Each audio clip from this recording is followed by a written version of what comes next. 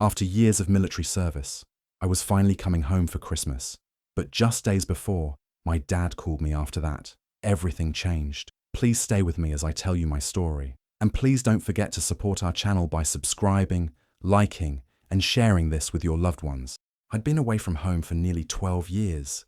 The army had taken me to more places than I could remember. Some beautiful, some terrifying. I missed weddings, birthdays, and most of all, Christmases. But this year was supposed to be different. I was finally getting leave for the holidays, and for the first time in over a decade, I was going home to Ohio. My mom, Judy, was over the moon when I told her. She started planning everything right away. Decorations, family dinner, even a welcome home banner. She said she'd bake my favorite pecan pie and promised I wouldn't have to lift a finger. My little sister Emily had been sending me photos of our porch covered in snow. The place looked just like I remembered, like a memory waiting to be lived again. Everything was falling into place. I had my flight booked for the 23rd. I even bought a few gifts I knew Emily and Mum would love. For once, things felt good, simple, like coming home would finally feel right. Then, just a few days before I was set to leave, my phone rang. I saw my dad's name, Steve, on the screen.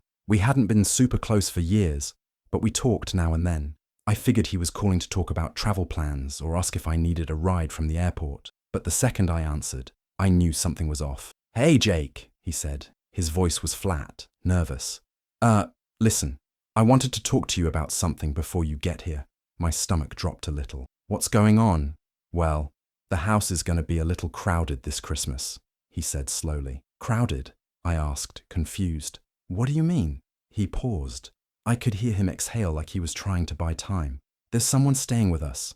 His name's Kyle Dawson." Time stopped. My heart started pounding in my chest. "Kyle?" I said, my voice sharp. "Kyle Dawson is staying at the house." "Yeah, he's had a rough year. Lost his job, girlfriend left him. He's just trying to get back on his feet."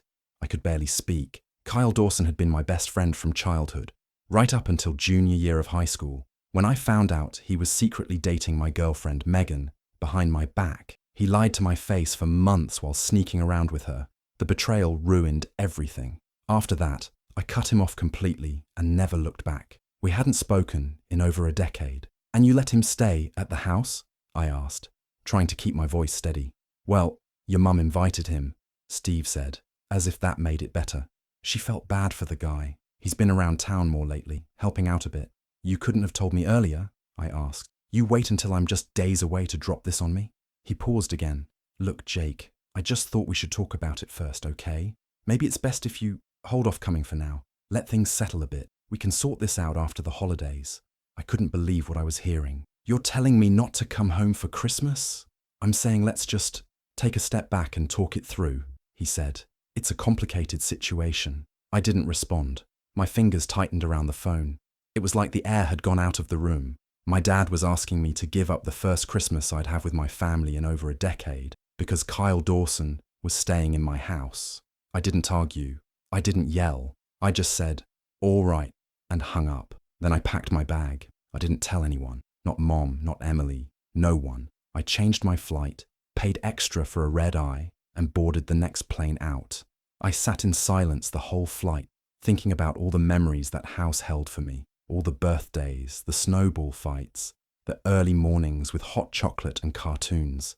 And now, that place, my place, was being shared with the one person who had betrayed me more deeply than almost anyone else in my life. I landed in Dayton just before midnight. Snow was falling, light and quiet, and the streets were nearly empty. I picked up a rental car and drove through the town I grew up in, past familiar shops and old hangouts that hadn't changed.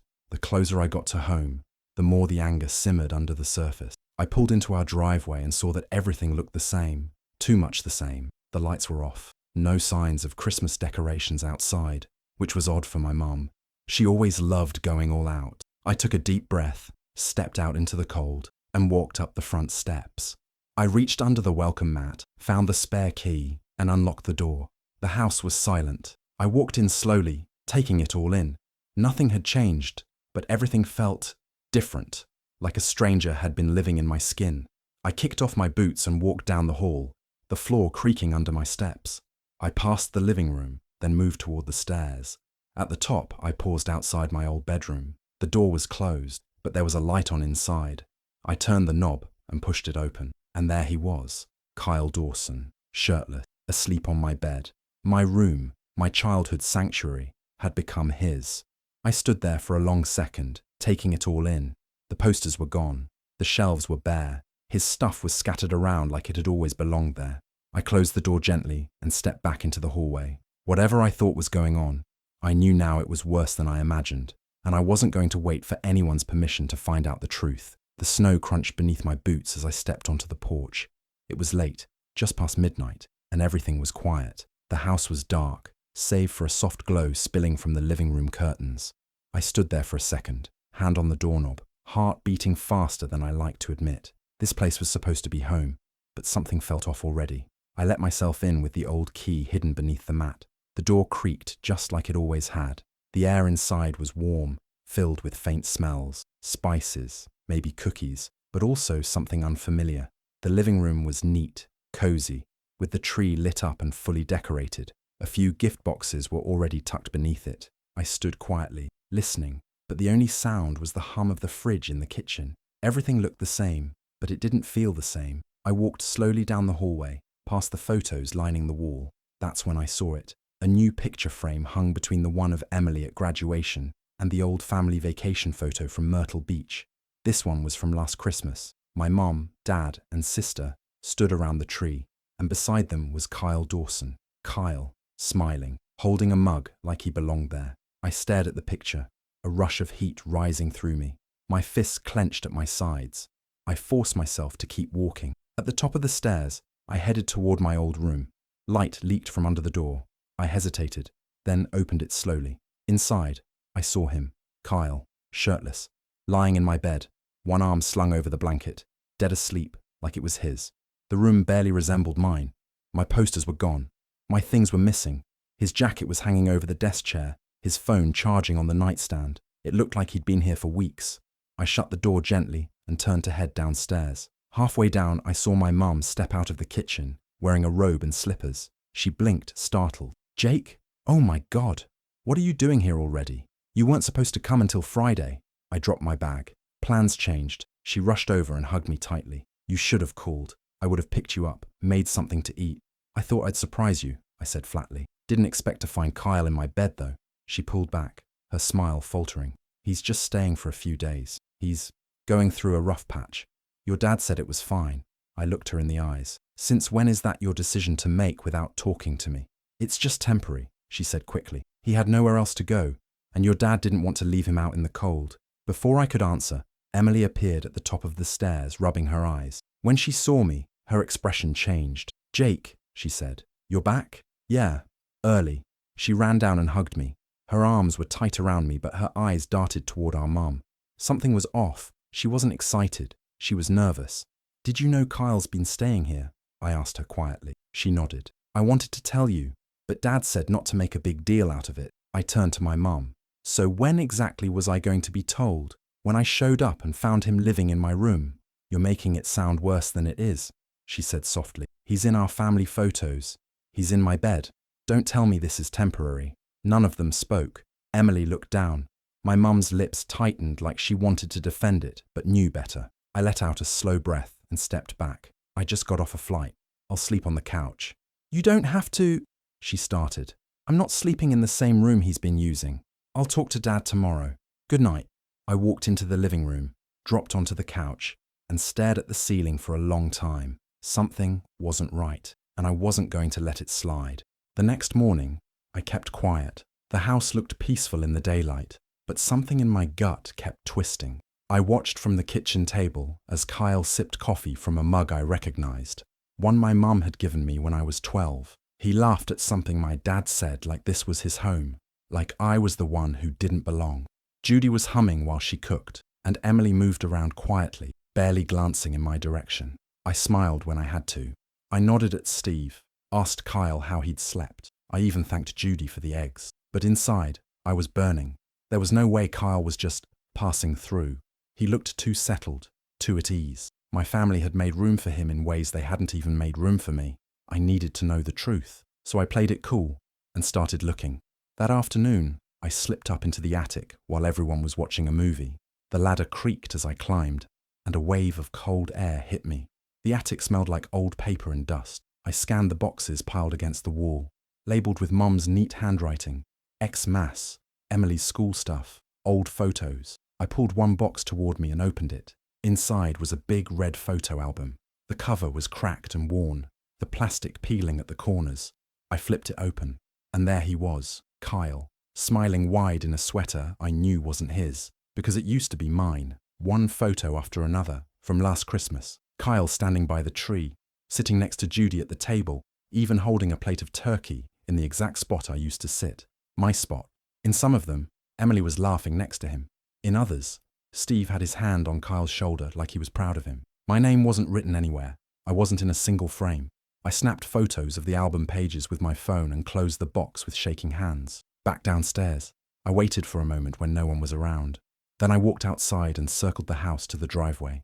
The old Ford truck Steve used to drive was parked there, still with the same dent on the bumper I remembered from high school. But something caught my eye. The plates were new. I checked the VIN number near the windshield and pulled up a vehicle registration lookup app on my phone. A few taps later, my stomach dropped. The truck was registered to Kyle Dawson. It wasn't just a borrowed car. He owned it now. I stood there, heart pounding, feeling like the ground had shifted beneath me. That truck used to be my dad's pride and joy. Now it belonged to the guy who'd betrayed me in high school and somehow slid right into my life like it was up for grabs. I couldn't ignore this anymore. I needed to know just how far it went. Later that day, I drove across town to the storage facility where I'd kept my personal items while I was deployed. I still had the key on my old keyring, tucked into my duffel bag, the same key I'd handed my dad when I left years ago. When I got there and unlocked the door, my chest tightened. The unit was empty, completely cleared out. My military footlocker was gone, the one that held everything from my service. Uniforms, medals, letters, the coin my first commanding officer gave me after our last deployment, my high school yearbook, my mum's letters from boot camp, even a box with photos of Megan and me, back when things were still good. All of it, gone. I stood there in the middle of the bare concrete floor, fists clenched, trying to keep my breathing steady. When I got back in my car, I logged into my old joint bank account, one I'd set up with Steve years ago when I needed someone to help pay bills while I was overseas. I hadn't touched it since returning from deployment. Honestly, I forgot it even had a balance. It had $186 in it. I stared at the number for a few seconds, then opened the transaction history. The more I scrolled, the worse it got. Withdrawal after withdrawal, always just under the kind of amount that might raise red flags. $2,800 here, $3,200 there. A string of ATM withdrawals, debit purchases, and transfers to an account I didn't recognize. $18,000, gone. I felt like I was going to be sick. That was deployment pay, combat zone hazard pay, money I bled for, money I saved, planning for the day I could finally build a life back home. I needed help, real help. So I called Ryan. Ryan Davis had served with me on my second tour. Smart, reliable, sharp as hell. He got out a few years ago and went straight into legal work, focused on military law and fraud cases. If anyone could help me, it was him. Jake? He answered, surprised. Man, long time. You back stateside? Yeah, I said, voice tight. And I think my dad's been stealing from me. Him and Kyle Dawson. That got his attention. I laid it all out. The empty storage unit, the missing footlocker, the truck registered to Kyle, and the drained bank account. I told him I had photos of the photo album, screenshots of the transactions, and the VIN info on the truck. He didn't even hesitate. You've got a strong case, Ryan said. Start collecting every document you can. Statements, photos, anything showing those assets were yours. We'll file fraud, theft, and unauthorized transfer claims. I can draft the paperwork for you. Don't confront them yet. Get everything ready first. I promised I would. By the time I hung up, I felt something I hadn't in days. Control. I was done being quiet. I was done being polite. They thought I'd never come home. They thought they could live off my life, take everything I'd earned, and not get caught. But I was home now, and I was ready to take back what was mine. Late one night, I couldn't sleep. My mind buzzed with all the evidence I'd uncovered. That night, I decided to get the proof I needed.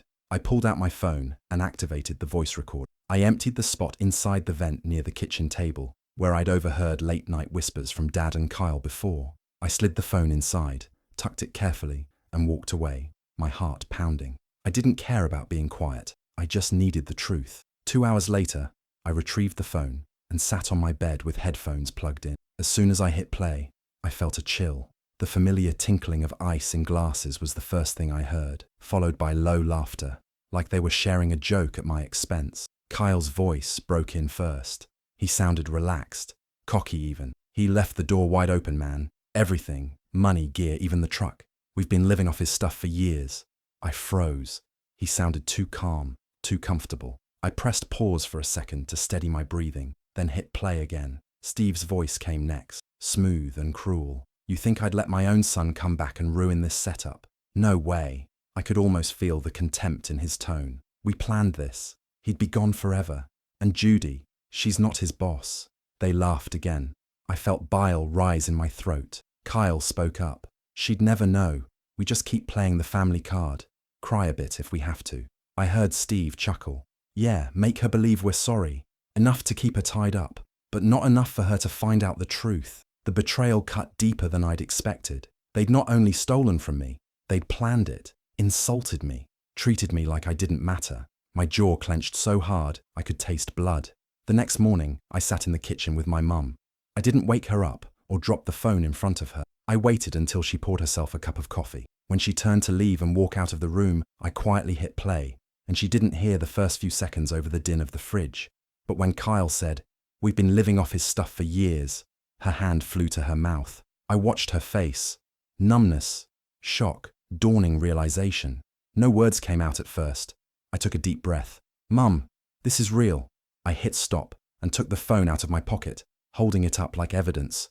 "I recorded them. That's Dad and Kyle." She swallowed hard, tears brimming in her eyes. She tried to speak twice, but only managed a broken whisper. I begged him not to do this. I thought I could fix it before you came home." Her eyes were glassy. I saw the hurt, the regret, and finally the love I knew was still there, buried under the lies. I moved closer. "Mum, they tricked us. They plotted this. And now it's time for us to do something." She nodded slowly, staring down at the phone in my hand. She didn't protest. She didn't ask me to soften it. Instead, she looked up at me and pressed her hand against mine. "That's it," she said softly. "They have to go today." There was a trembling moment where neither of us said anything. The silence was heavy, charged with the kind of truth that shifts lives. I wanted to scream at Dad, demand answers. I wanted to drag Kyle outside and make him explain himself. But Mum shook her head. "Give me a minute," she whispered. I let her go. I headed upstairs to grab my jacket. I needed fresh air. I needed to plan the next move. 20 minutes later, we marched downstairs together. The house was quiet, too quiet. Dad and Kyle weren't in the living room or kitchen. They were probably sleeping off the night before. It felt surreal. My father and my betrayer under the same roof, thinking they were safe. Mum waited by the front door, phone in hand. I stood behind her, the phone with the recording in my pocket. When Steve came out of his bedroom and saw us, he froze. Kyle peeked out behind him. Mum took a steady breath. "It's time," she said. Steve's face tightened. "What's this about?" he asked, voice calm but wary. Mom held up the phone. "I heard the recording. What you two said." Kyle's eyes widened. Steve's expression darkened. Angry. I stepped forward. "We recorded you," I said, voice tight but loud. "Talking about stealing my money, taking my things, lying about it to me and the rest of the family." Kyle opened his mouth, but Mom held up her hand. Steve swallowed. His voice was low. "It was, temporary. It wasn't temporary," I cut in. "You took my savings. You stole the truck. You cleared out my storage unit. And you told Mom you'd fix everything before I got back. But you knew I'd never be able to prove it until now." I reached into my pocket. I held out the phone, fingertip on the record button. "This, right here, your voices." I watched the color drain from Steve's face. For the first time, I saw the man I thought I knew, for real, and he looked ashamed. Kyle's bravado faded too. His eyes darted around like he'd finally realized things were closing in. I could feel the weight of it all pressed down on us. Mum took a shaky breath. "Pack your things, both of you. Leave. Now," Kyle stuttered. I was just helping." Mum stepped toward him. "Number, you lied. You stole. You cheated. You're not welcome here." Steve was silent. He looked at me. I held his gaze. "You're my father," I said quietly. "But right now, I don't know who you are. I trusted you." He didn't respond. He walked away and started packing clothes from the closet. Kyle followed, pulling on his coat like he'd been caught. I watched as Mom moved behind them, closing the living room blinds, locking the front door behind them when they stepped off the porch. The cold wind hit them fast.